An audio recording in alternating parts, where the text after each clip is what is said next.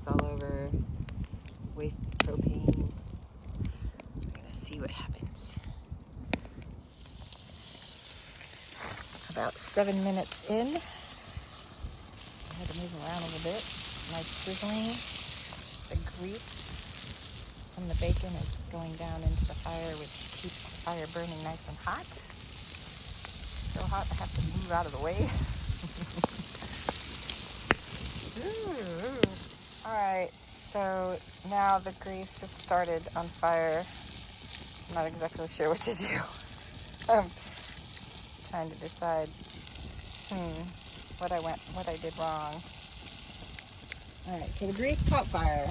So I pulled it away using a stick and put it out using those tongs.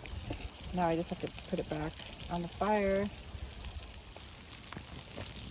I rolled up the edge a little bit and I didn't put the fire all the way over, so the grease won't go into the fire.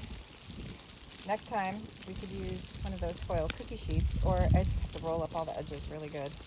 Still going, still cooking. Love that sizzle. It's not getting all over my kitchen.